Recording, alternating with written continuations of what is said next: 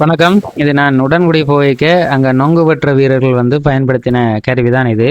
எல்லாருமே பனையில் ஈஸியாக அறியும், நெஞ்சில் உறைஞ்சிறதோ காலில் காயம் ஏற்படுத்துறதோ இல்லாமல் பனையில் இலகுவான முறையில் எளிய முறையில் உடலில் அதிக பலம் கொடுக்காம ஈஸியாக ஏறுறதுக்கான வேலை திட்டங்களை தான் செய்து கொண்டிருந்தாங்க.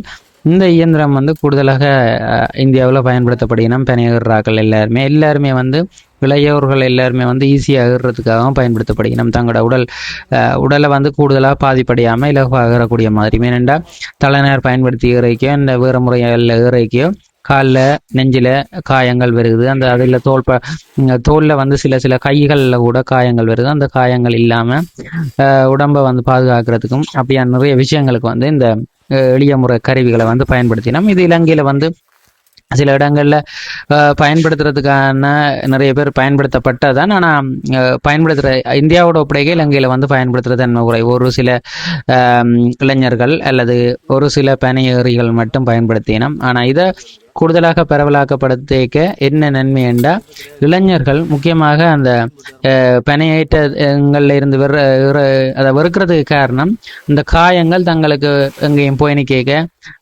ஆக்கள் பார்க்கணும், அதை ஒரு மாதிரி இருக்கு அப்படின்ற மாதிரி. ஆனால் இன்றைக்கு இந்த இயந்திரங்களை பயன்படுத்தி ஏறைக்க அவங்களுக்கு தெரியாது. பார்த்தீங்கன்னா நடந்து கொண்டு போகிற மாதிரி பனையில் சைட்டில் நடந்து கொண்டு போகிற மாதிரி இருக்கக்கூடிய பனைக்கும் அவைக்கும் தொடுகையே இருக்காது.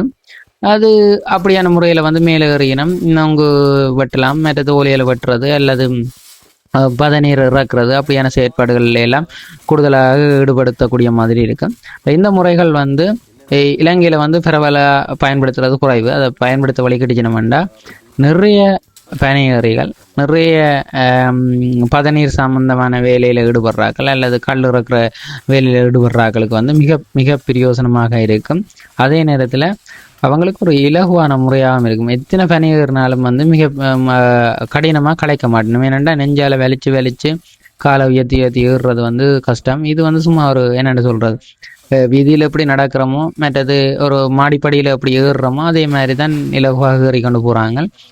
ஒரு சாய்வான மலை பிரதேசங்களில் ஏறைக்கு எப்படி இருக்குமோ அதே மாதிரி தானே எந்தவித ஒரு பிரச்சனையும் இல்லாமல் இலகுவாக ஏறுறாங்க. நன்றி.